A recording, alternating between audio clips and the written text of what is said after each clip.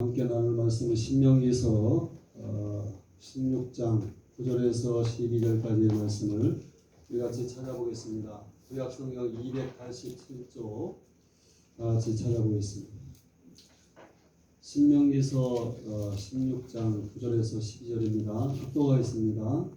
7주를 셀 테니 곡식의 날을 되는 첫날부터 7주를 세어 내 하나님 여호와 앞에 7주를 지키되 내 하나님 여호와께서 내게 복을 주신 대로 내 힘을 헤아려 자원하는 예물을 드리고 너와 내 자녀와 노비와 내 성중에 있는 레위인과 및 너희 가운데 있는 객과 고아와 과부가 함께 내 하나님 여호와께서 자기 이름을 부시려고 택한 곳에서 내 하나님 여호와 앞에서 즐거워할지니라. 너는 애굽에서 종되었던 것을 기억하고 이 규례를 지켜 행할지니라. 아멘. 따라서 합시다. 감사하는 맥주절. 그리스도의 평강이 여러분의 마음과 생각에 정말 강물 같은 은혜를 주시기를 바랍니다. 심리학자가 분석한 통계를 보면 사람은 생겨 먹은 대로 사는 것이 아니라 살아가는 대로 생겨지게 된다는 그런 말이 있습니다. 사는 모습과 생각에 따라서 관상이 바뀌고 성격이 바뀌고 인생의 7, 80%가 뒤바뀐다는 것입니다. 천사처럼 인자하게 생긴 그런 사람도 험악하게 살다 보면 강도처럼 변할 수도 있고 강도같이 흉악하게 생긴 사람도 잘 살다 보면 천사처럼 변화될 수 있는 건 사람의 생각과 삶에 달려 있다는 것입니다. 인생 마지막까지 여러분은 어떤 얼굴을 간직하면서 살기를 원하십니까? 오늘 이 자리에 나온 모든 성도들은 이 세상에 하나님이 주시는 은혜는 다 받은 것 같은 그런 얼굴로 감사함에 남은 생에 살아가시기를 바라겠습니다. 여러분 얼굴만 봐도 감사가 저절로 나오는 그런 영성이 스테반 집사님처럼 천사처럼 빛나는 얼굴 간직하시기를 바랍니다. 영어 단어에 감사하다는 말은 생각한다는 그런 단어에서 나왔습니다. 다시 말해보면 생각할수록 감사하더라니, 생각해보니 다 감사한 일들이라니.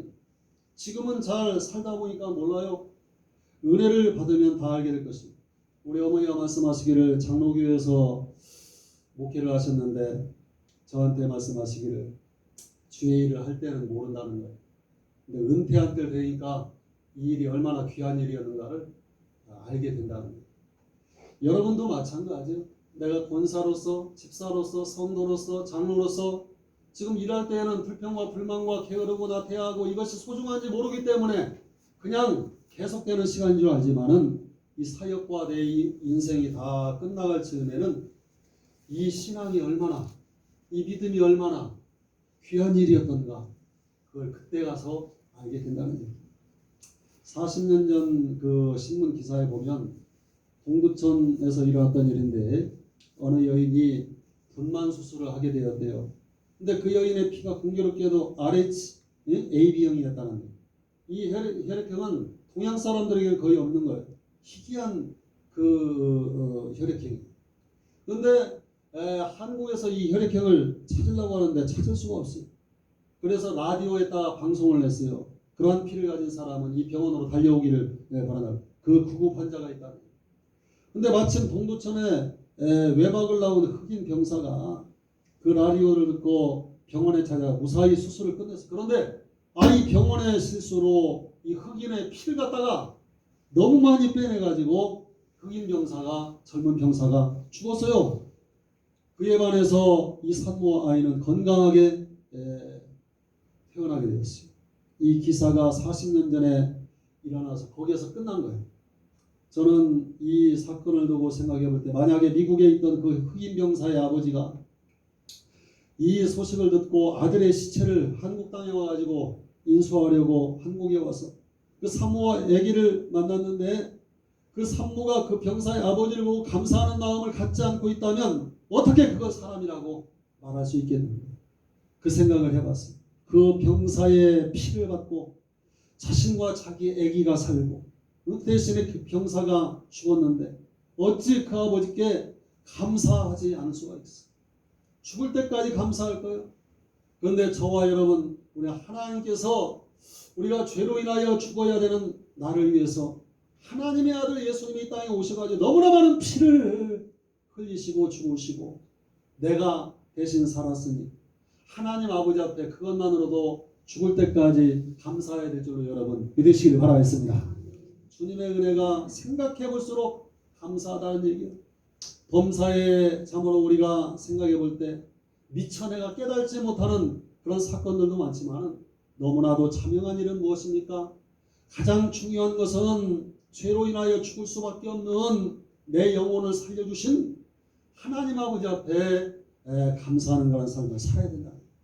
어떤 사람이 100만 번의 감사라는 제목으로 책을 내기 위해서 원고를 갖다가 출판사에 보냈는데 그 책의 내용은 처음부터 끝까지 감사라는 말을 100만 번 계속 반복하고 있다는 시장성이 없다는 이유로 출판을 하지 못했는데 저자는 자신이 하나님께 받은 감사가 얼마나 살다 보니까 생각할수록 감사가 한 가지 두 가지가 아니야. 모든 것이 감사요. 100만 번의 감사.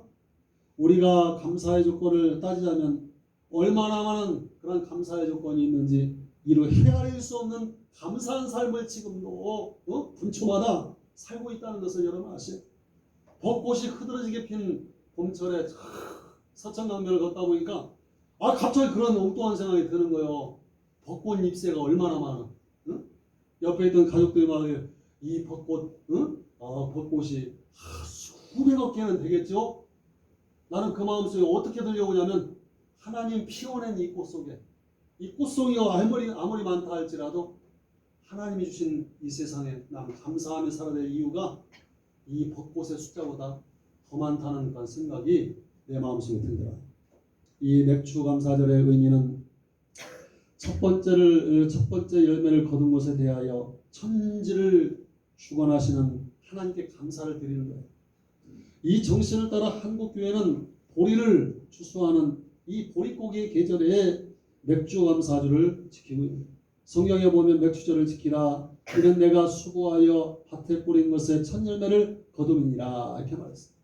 맥주절에 대한 말씀을 하고 있는데 설사 우리가 현대를 살아가는 보리와 밀농사를 짓지 않아도 맥주 감사절의 의미는 절대로 세월이 흘러가 퇴색될 수가 없다는 것입니다. 왜냐하면 하나님이 오늘까지 살 수 있도록 지켜주시고 생명의 양식을 주셨다는 것은 과거나 오늘이나 다를 바가 없다는 것입니다. 오늘 이 시간 하나님께서 우리에게 맥주 감사절을 주신 하나님의 뜻이 무엇이고 또한 맥주 감사절을 어떻게 지켜야 되는지 성경을 통해서 우리가 몇 가지만 짚고 여러분의 마음속에 간직하고 돌아가는 아침이 되기를 바라겠습니다. 성경 말씀대로 맥주 감사절은 이 감사절을 잘 지킴으로 성경의 말씀처럼 하늘의 복을 받는 우리 영주교회 성도들이 되어야 됩니다. 여러분 우리 민족의 명절이 있어요. 추석이나 설날 민족의 명절입니다.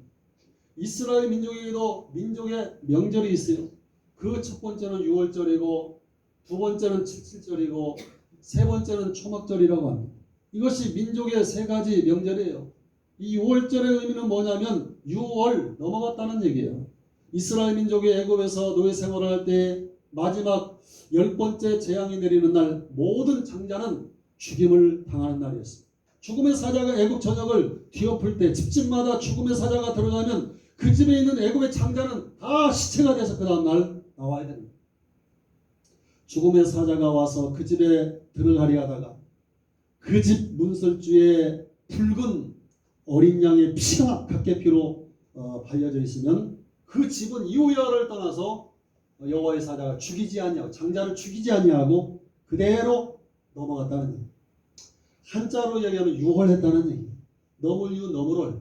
그래서 6월절입니다.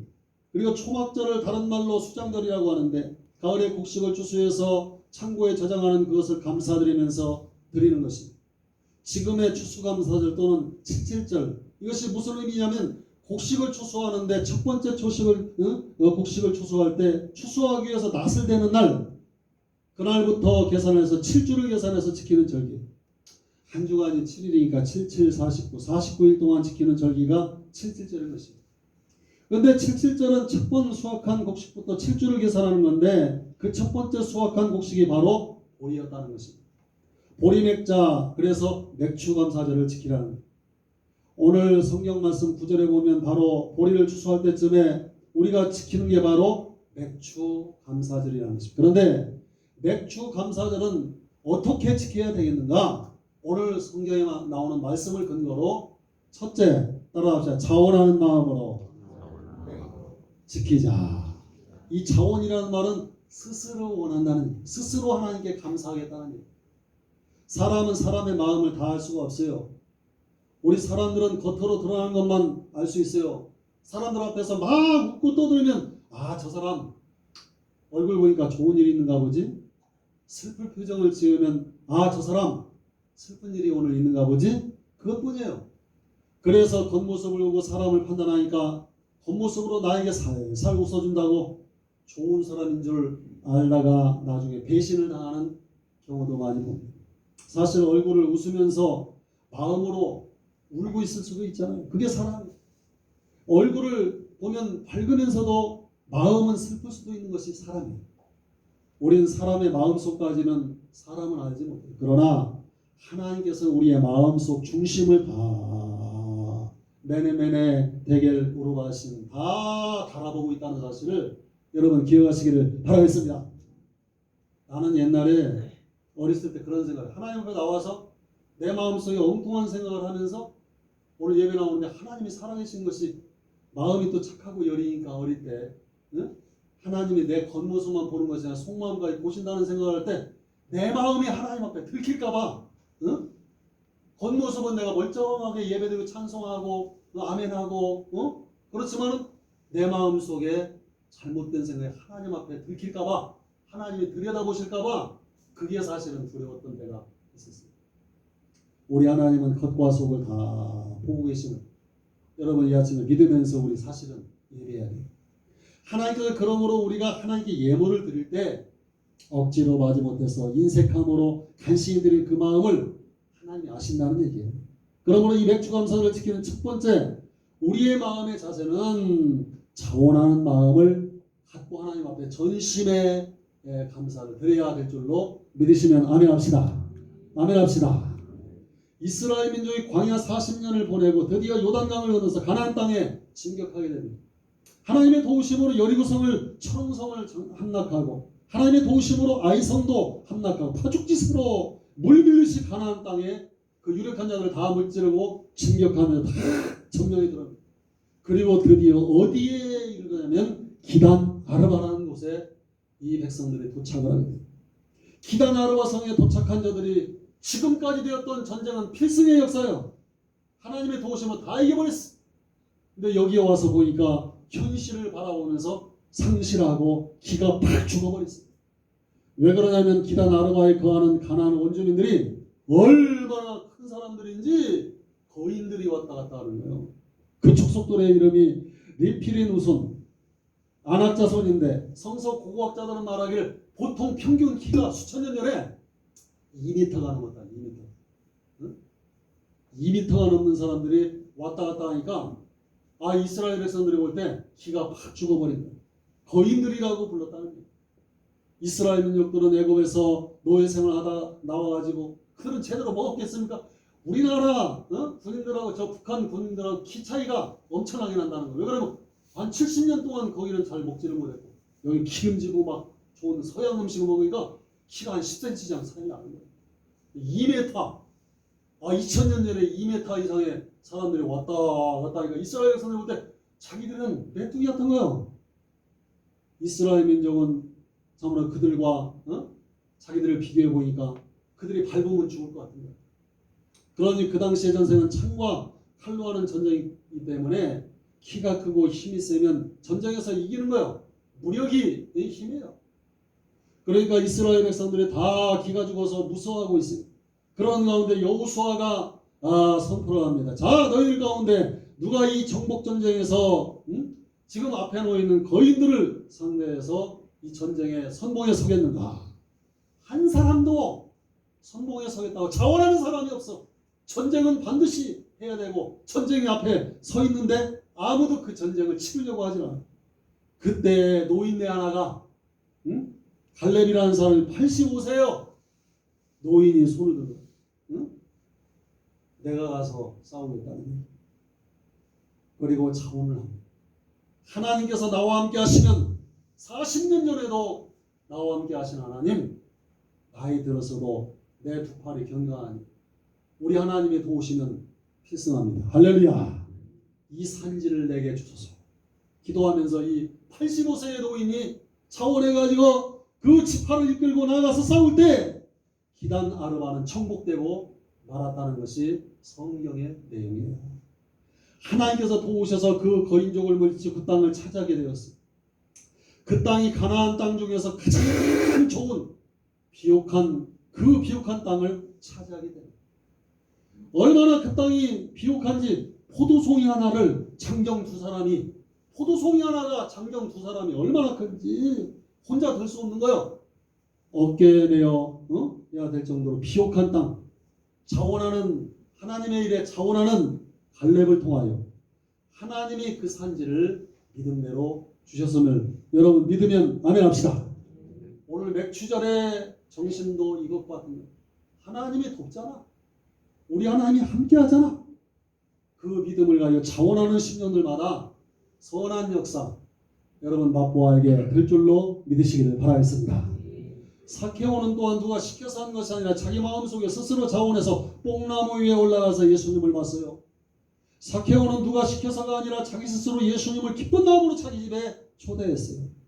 이 사케오는 누가 시켜서가 아니라 자기 스스로 마음속에 자원하여 내가 토색한 것이 있으면 네 배를 쳐서 갚겠다고 스스로 자원하여 결단한 그 자원하는 마음을 가진 사케오를 예수님이 바라보시면서 하신 말씀에 보라 하나님의 구원이 이 집에 이르렀도다. 자원하는 마음 속에 하나님의 축복이 임하는 거예요. 우리는 오늘 그런 이 맥추감사절 갈렙처럼 사케오처럼 여러분의 마음속 스스로 하나님 앞에서 감사하는 마음으로 기쁨으로 여러분 드릴 수 있는 예물이 되기를 주의 이름으로 축원을 드리겠습니다. 둘째로 11절 말씀에 따라합시다. 즐거워하라. 그게 즐거워하라. 한국말로 표현하면 기뻐하라. 이 감사절에 기뻐하라. 근데 이 맥추감사절을 지키라고 하나님께서 말씀하신 지금 여기 이 상황이 이스라엘 백성들에겐 기뻐하고 즐거워할 만한 그런 상황이 절대로 아니라는 거예요. 지금 이들의 상황, 광야에서 방황하고 있는 상황에 한 곳에 머물러 있지 않고 집도 잘도 없는 그런 방황하는 그런 시절에 이 사막 같은 곳에 머물러 있어가지고 당장 끊이도 연명할 수 없는 정도로 먹을 것도 부족하고 먹을 마실 물도 부족한 상태예요. 그런데 오늘 말씀해 보니까 기뻐하고 즐거워하라 그렇게 말했어요. 그 이유는 단 하나예요. 따라합시다. 하나님께서 함께 하심으로 하나님이 함께 하신다는 그 믿음을 가지고 살아갈 때 이유 여하를 떠나 환경을 초월했어요. 하나님이 함께 하실 때 결국에 젖과 꿀이 흐르는 땅으로 기쁜 마음으로 들어갈 것이기 때문에 그러한 믿음을 가지고 여러분 기뻐하라. 즐거워하라. 주님 말씀하십니다. 사람이 웃으면 얼굴이 85가지의 근육이 움직인다는 그러면서 그것이 신경에 전달되어서 이 전달된 신경이 뇌를 자극하면서 죄가 이 사람 지금 웃고 있구나 그러면서 엔돌핀이라는 것을 갖다 막 쏘아댄다는 거예요. 많이 웃으면 뇌가 웃을 때마다 엔돌핀이라는 호르몬을 분비하는데 엔돌핀이라는 호르몬은 우리가 기쁘고 또 행복하다고 느끼게 하는 그 감정을 불러온다는 얘기. 온몸을 그리고 편안하게 만든다는 얘기. 그래서 웃을 때 기쁘잖아요. 엔돌핀이 나오기 때문에 그렇다는 얘기. 근데 웃을 일이 있어야 기쁘죠. 웃음 치료자가 그런 말을 했어요. 우리가 웃을 때 85가지의 얼굴 근육이 움직이는데 뇌가 웃는 줄 알고 엔돌핀 호르몬을 분비한다고 그렇게 말했어요. 근데 이 기쁜 일이 있어서 웃을 때 그렇게 되는데 기쁜 일이 없어도 웃으면 뇌가 그걸 분별 못한다는 거예요. 그래서 기쁜 일이 있어서 얘가 또 지금 웃고 있구나 하면서 엔돌핀을 분비한다는 거예요. 뇌는 기쁜 일이 있어서 웃는지 그냥 웃는지 판단을 못하기 때문에 여하튼 그 근육을 움직여주면 뇌에서 엔돌핀이 돌기 시작한다. 그럼 이런 얘기가 생겨났어요. 기뻐함으로 웃는 것보다 웃으면 기뻐진다. 웃으면 복이 온다. 기쁨은 나눌수록 점점 더 늘어나게 됩니다. 슬픔은 많을수록 줄어들게 됩니다. 어떤 집에 애를 낳으면 계속 딸이야. 딸을 셋 낳은 그 집이 있었는데 이 아들을 낳고 싶은 마음에 그런데 더 낳을 수가 없어가지고 고아원에서 남자아이 어린아이를 입양해 왔어요. 이제 돌을 갓 지난 아이를 입양해서 엄마가 잘 보살피다가 급히 시골에 엄마가 일이 있어서 다녀오게 되었고 아빠는 출근했어요. 그러니까 엄마가 시골에 가면서 그 세 딸들에게 너희들은 다 컸으니까 데려온 막내를 잘 볼 수 있지? 네 엄마. 그렇게 신신당부하고 엄마는 시골에 갔어요. 갓난아이가 입양되어 온 아이가 아침에 깨어나서 보니까 분위기도 낯설고 자기를 잘 돌봐주던 엄마도 안 계시고 누나들이 낯서는 거예요. 그래서 이놈이 막 울기 시작하는 거예요. 그러니까 누나들이 아기 앞에서 재롱을 떨기도 하고 맛있는 걸 주기도 하고 업어주기도 하고 아무리 애를 써도 이 애가 울음을 그치지 않는 거예요. 계속 우는 거예요. 울고 또 울어요. 아침부터 우는 애가 점심때가 돼도 울음이 안 그치는 거예요. 거의 저녁이 다가와도 울음이 그치지 않는 거예요. 큰 누나가 그놈을 업어주고 달래주고 하다가 자기도 지치고 지쳤어요. 그러다 그 아이를 앞에 앉혀놓고 야, 너 도대체 어떻게 해야 되는 거야? 내 마음을 모르니? 그러면서 이 큰딸이 울었어요. 애도 울고 누나도 울고 같이 애를 붙들고 울다가 너무 힘들고 지쳐서 이 아이가 둘 다 잠이 들었어요. 나중에 딱 깨어나서 동생을 봤어요. 그런데 동생이 이놈이 깨어나가지고 혼자서 장난감을 가지고 놀면서 빵긋빵긋 웃고 있는 거예요. 아니 아침부터 하루 종일 달래도 울던 애가 저 혼자 일어나가지고 저 혼자 장난감 가지고 웃고 있다는 거예요. 왜 그러느냐? 비록 갓난아이지만 이 갓난아이의 마음속에도 누군가 나와 함께 나를 부둥켜 안고 울어주는 사람이 있다는 것. 그것 때문에 마음속에 안도감과 평안함을 이 갓난아이가 느낀 거예요. 그래서 이 아이가 안도감을 찾고 방글방글 장난감을 가지고 놀고 있더라는 얘기예요. 슬픔과 고통은 함께 나누면 작아지게 될 줄로 믿습니다. 하나님께서 이 아침 성령의 위로를 각별히 여러분에게 앞으로 더해 주실 테니까 여러분의 10년간 참된 평안과 기쁨이 넘치기를 주의 이름으로 부탁드리겠습니다. 마지막으로 감사하는 마음, 따라서 감사하는 마음. 그렇습니다. 감사하는 마음을 가져요. 이런 얘기를 들어보셨나요? 감사의 찬송은 하늘의 축복을 불러오고 원망과 불평은 마귀와 귀신들을 불러온다는 거예요. 감사를 드리면 하나님께서 감사를 받으시고 우리에게 더 큰 감사를 주시고 더 복을 주시는 거예요. 오늘 12절 말씀에 애굽에서 종되었을 때 그 당시에 한 번 종이면 영원한 종이라는 얘기예요. 평생 종이 아니라 영원한 종. 왜냐하면 평생 내가 종이 되고 내 자식 새끼 낳아도 그것도 종이고 내 아들이 또 자식을 낳아도 그 손주도 종이야. 평생요. 그 씨는 계속 종이야. 근데 하나님께서 그 애굽의 종신분에서 저들을 출애굽시켰어요. 종에서 자유함을 주셨다는 얘기예요. 그것을 기억하고 감사하는 마음을 가지라는 얘기예요. 이번 맥주 감사절의 마음, 여러분의 가질 마음, 감사의 마음은 무엇이냐면 하나님의 은혜로 따라다녀. 나도 살고 내 자식도 살고 내 손주도 살고 그러한 믿음으로 여러분 감사하시길 주의 이름으로 부탁드립니다. 여러분이 하나님의 자녀로서 여러분의 가문의 운명을 믿음을 가지고 바꾸는 거예요. 지금 하나님 바꾸는 거야. 응? 마귀의 종노릇하는 우리의 운명이 우리 자식 그 자식까지도 대대손손 영원히 종노릇할 수밖에 없는 심령들을 하나님의 은혜로 구원하시고 아멘. 우리를 구속하셨으니 어찌 감사하지 않겠는가. 그런 마음을 가지고 나도 살고 내 자식도 살고 내 손주도 살게 되었으니 하나님 감사합니다. 그런 마음을 반드시 가지시기를 주의 이름으로 부탁드립니다. 스펄전 목사님, 세계적인 위대한 설교 봉사인데 이 스펄전 목사님은 통풍이라는 아주 고통스러운 병에 걸렸답니다. 통풍이 뭐냐면 마치 바람결에만 스치고 지나가도 아프다는 거예요. 내 옷이 스쳐가도 거기가 아파서 견디지 못하는 거예요. 통풍이 무서운 거예요. 일단 이 병이 발작하게 되면 2, 3일 동안은 꼼짝을 못할 정도인데 이 목사님이 너무 고통스럽고 아파서 아픔을 참으라고 이 목사님이 찡그리고 있는데 그때 마침 교회 집사님 한 분이 목사님을 찾아왔어요. 고통스러워하는 목사님을 보면서 이 집사님이 뭘 물어보냐. 목사님, 그 통풍으로 고통스러운데 그래도 목사님 하나님께 감사할 수 있습니까? 이렇게 물어봤다는 거예요.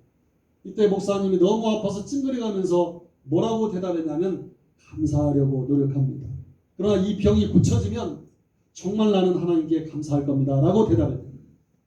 그랬더니 집사님이 목사님을 향해서 뭐라고 충고했냐면 목사님, 범사에 감사하라는 것은 이렇게 아픈 중에서도 감사해야 되는 게 아닌가요? 라고 목사님에게 집사님이 말했다. 스펄전 목사님이 그 집사님의 말을 들으면서 마음에 그날 큰 충격을 받았어요. 나는 범사에 감사하라고 설교를 했는데 정말 범사에 감사하지 못하고 있구나. 우리 하나님께서 환경이 변하는 것을 기다리는 것이 아니라 나 자신이 변하기를 감사할 것을 원하고 계시구나. 그런데 이것을 하나님을 바라볼 수 있는 영적인 눈이 띄어질 때 이러한 감사를 할 수 있는 것이지 평범한 사람이 그런 감사를 할 수 있는 것이 아니라는 얘기예요. 오늘 예배에 참석한 여러분 모두 하나님의 영적인 세계를 볼 수 있는 영안이 떼어져서 세상적인 감사가 아니라 신앙 안에서의 감사가 불일시 일어나기를 주의 이름으로 부탁드립니다. 오늘 말씀을 정리해 마음의 문을 좀 더 열고 끝내야 돼요. 어느 교회 건축을 하는데 천막을 치고 한여름에 예배를 드리는데 어느 날 주일학교 아이를 보니까 땀이 흥건히 젖어가지고 옷이 다 아이 어린 주일학교 아이가 다 젖은 거예요. 손으로 이마를 훔치잖아요. 그래서 머리가 세수하고 나온 것처럼 다 젖었어요. 어떤 아이를 불렀어요. 보니까 그 녀석 콧잔등에 땀방울이 송글송글 맺혀있고 이마에도 땀방울이 흘러요. 너무 불쌍하고 안 돼 보여서 목사님이 물어봤어요. 얘야 너무 덥지? 그랬더니 이놈이 대답하기를 아니요 그랬어요. 아니 땀을 흠뻑 흘리고 있으면서 아니라는 거예요. 너무 이상해서 아니 안 더워? 어? 또 물어봤어요. 안 더워? 이놈이 뭐라고 대답하는 줄 아세요? 목사님 저쪽에 우리 교회 새로 짓고 있잖아요. 그래서 안 덥다는 거예요. 정말 덥죠. 어저께는 38도까지 올라갔어요. 응? 엄청나게 더워. 응? 지금 이 물음을 던지는 순간 이 목사님과 대화하는 아이의 모습 자체가 더워 죽게 생겼는데 뭘 정말 더워. 안 더운 게 아니야. 땀을 팍 흘리는데 그런데 이놈이 생각은 이거예요. 지금은 사실 너무 덥지만은 저쪽에 새로 짓는 우리 교회가 새롭게 쫙 올라가는 그 모습을 볼 때 아이의 마음속엔 그 안에 들어가는 에어컨도 있고 이제 시설도 잘 져가지고 앞으로 덥지 않을 것이다. 그래서 안 덥다고 얘기하는 거예요. 응? 여러분 범사에 감사하는 말씀은 오늘 이 아이의 대답 속에서 우리 찾을 수 있을 것 같아요. 지금 우리의 생활이 덥고 땀이 나지만 지금 우리의 생활이 걱정도 있고 근심도 있고 다방면으로 장로님 기도하듯이 힘들지만은 저쪽에 짓는 교회를 보는 그 주일학교 어린아이의 눈처럼 지금 내가 사는 내 세상만 바라보는 것이 아니라 저쪽을 바라보면 하나님께서 충복하고 계신 새하늘과 새 땅을 우리가 바라볼 때 우리는 감사할 수 있을 줄로 여러분 믿으시기를 바라겠습니다. 범사에 감사하시기를 바라겠습니다. 1세기에서 3세기 우리 믿음의 선조들은 그들이 그 당시를 갖다 초대교회라고 하죠. 그때 사도행전이 쓰였던 그 시기에 우리 믿음의 선조들은 성도들이 오랜만에 만날 때마다 특별한 인사를 했어요. 우리들은 만나면 안녕하세요. 그런데 초대교회 믿음의 선조들은 만나면 서로 껴안았다는 거예요. 다 껴안으면서 자동적으로 내 입이 상대편의 귀 쪽에 닿죠. 저 사람의 입도 내 귀 쪽에 닿아요. 귀에 속삭이는 것입니다. 따라합시다. 데오. 그게 데오. 그라티아스. 그라티아스. 번역하면 라틴어인데 하나님 감사합니다. 그렇게 인사했다. 데오크라티아스. 여러분 저들이 하나님께 감사하다는 거예요. 데오크라티아스. 오늘 우리가 하나님께 감사합니다. 요즘 우리가 이야기하는 감사의 차원과 전혀 다른 인사법이에요. 그 당시에 기독교가 핍박을 받던 박해의 시대입니다. 예수 믿는 사람들은 그것 때문에 잡혀가서 고문을 당하고 죽임을 당하던 시대. 그래서 저들은 숨어서 지내다가 이제 안식일이 되면 각자 숨어있던 자리에서 몰래 나와가지고 지하 예배실, 비밀 예배실에 모여서 예배를 드리는 거예요. 모여서 만나면 끌어안고 형제여, 자매여, 테오크라테스. 근데 집사님, 어젯밤에 아무개 집사님이 로마 군대가 들이닥쳐가지고 식구들 전부 다 감옥에 쳐넣었대요. 아이고, 오늘날 우리 같으면 아이고 그럴 줄 알았어. 왜 또 그런 불상사 그렇게 얘기하지만은 잡혀갔다는데도 그 성도들은 귓가에 대고 뭐라고 또 외쳤냐면, 따라합시다. 데오 그라티아스. 하나님 감사합니다. 아니 세상에 집사님 가정이 전부 다 잡혀갔는데 그 소식을 전하면서 저들에 비해서는 다른 얘기하지 않았어요. 데오 그라티아스. 하나님 감사합니다. 이게 말이 됩니까? 저들이 모여 광고합니다. 그동안 잡혀갔던 우리 교인들이 다음 주에는 사자들의 굶주린 밥이 되게 했다는 것입니다. 그때 교인들이 다 뭐라고 이야기를 하냐면, 주여 데오크라티아스. 아니 저들이 잡혀나가 사자들의 밥이 되게 한다는데 어떻게 하나님 감사합니다라는 그런 소리를 할 수 있냔 말이야. 이것은 나도 언젠가 잡혀갈지 모르는데, 나도 언제 끌려갈지 모르는데, 그런 상황 속에서 저들은 하나님께 대한 감사를 늦추지 않았답니다. 그 이유는 저들의 눈이 띄어져서 저쪽을 바라봤기 때문에, 하늘을 바라보니 하늘나라에 우리를 위해 준비된 하늘의 축복, 믿음의 눈을 뜨고 바라봤더니 하나님 앞에 지금 감사할 수밖에 없었다는 거예요. 데오크라티아스.